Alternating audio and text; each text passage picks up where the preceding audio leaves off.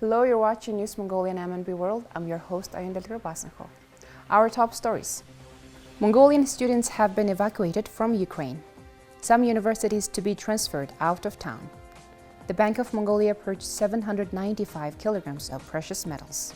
For other news, stay tuned.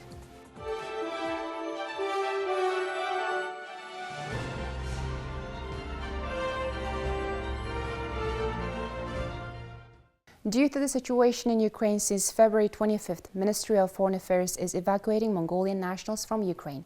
Today, some Mongolian students from Ukraine arrived in Mongolia. MNB News crew worked at the Chingisang International Airport. The Ministry of Foreign Affairs of Mongolia is working closely with the Embassy of Mongolia in Poland to safely evacuate Mongolian students from war-affected zones. We talked to some evacuated students and their close friends and family members. My friend has been studying in Ukraine for 3 years. One day he called me from Ukraine and told me that he woke up to the sound of rockets and bombs. I'm really happy that he finally landed in Mongolia safe and sound. It was shocking. I have never encountered such a situation before. I felt some relief when we left Ukraine and arrived in Poland. The Mongolian embassy staff provided us with great support. I think I can finally breathe a big sigh of relief after landing in Mongolia. As we were studying bio-government scholarship, the embassy staff reminded us that it will finish if we leave the university. So senior students who sat graduation exams and students at the language preparation courses that are entering their first year of university were on hold waiting for their results. We had no visa issues nor any problems when entering at the Polish border. On Thursday morning, 15 Mongolian students from Ukraine arrived in Ulaanbaatar. Currently, 9 Mongolian nationals have submitted their request to be evacuated, and the Ministry of Foreign Affairs is taking all necessary measures. Mongolia is to intensify its efforts to reduce traffic congestion in the capital. The Ministry of Education and Sciences is planning to transfer some of the higher education institutions out of town. For many years, traffic congestion has been one of the most pressing issues in Ulaanbaatar, which is home to around half of the country's 3.3 million population. From 2007, the authorities have proposed to transfer some major universities and its campuses out of the town. A few years ago, Barnor district was selected as a well-suited area for the establishment of a student campus town. Back at that time, a feasibility study was conducted and it was concluded that around 11.8 trillion MNT would be needed for the construction of a campus. Meanwhile, there are 3 state-owned university branches that are operating in the provinces with a capacity of 30 to 40%, hosting around 700 students. During the cabinet meeting, Prime Minister Oyun proposed to use those institutions at their full potential. Currently, there are universities in Darkhan, Hirtnet, Hoft, Orkhon and Dornet provinces, and it was proposed to refurbish and renovate the already existing building infrastructure. In Mongolia, there are currently about 138,000 bachelor degree students, and almost 94% of them are studying in Ulaanbaatar, while 11 branches of state universities in 8 provinces are hosting just 6%. So for starters, we are studying the possibility of using the existing infrastructure to its full capacity rather than building new campuses. For example, we can enable Darkhan and Orkhon universities to conduct National University of Mongolia programs by additional credits.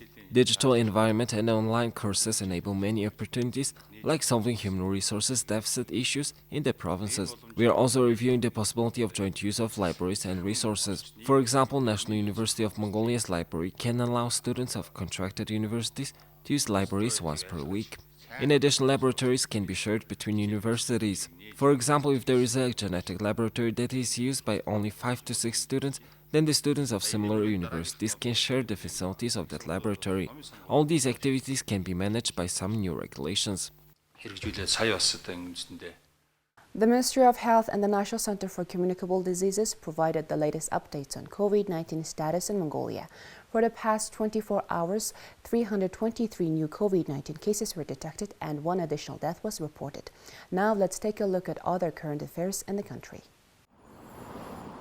In February 2022, the Bank of Mongolia purchased 795.3 kilograms of precious metals, and the amount of precious metals purchased reached 2.4 tons from the beginning of the year. This is an increase of 464.6 kilograms compared to the same period of the previous year. The Bank of Mongolia's branch in Darhol province purchased 15.7 kilograms of precious metals in February, and a branch of the Bank of Mongolia in Bayangkor province purchased 59.2 kilograms of precious metals. The average purchase price for 1 gram of gold bought by the Bank of Mongolia in January 2022 was 170,600 Mongolian tugrix.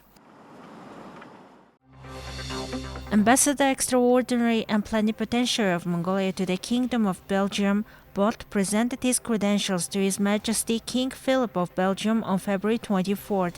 Ambassador Bot conveyed the greetings of the President of Mongolia Khrushchev to His Majesty the King of Belgium, noting the friendly relations and cooperation between the two countries, and exchanged views on further cooperation in agriculture, environment, industry, and education sectors. His Majesty King Philip of Belgium extended his greetings to the President of Mongolia and the people of Mongolia and wished them good health and prosperity.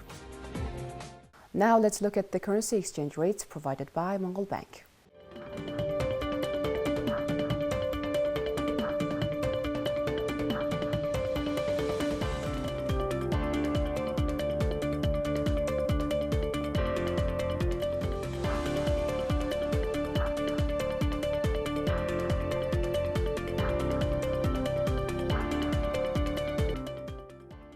And here's the weather forecast for major cities around the world.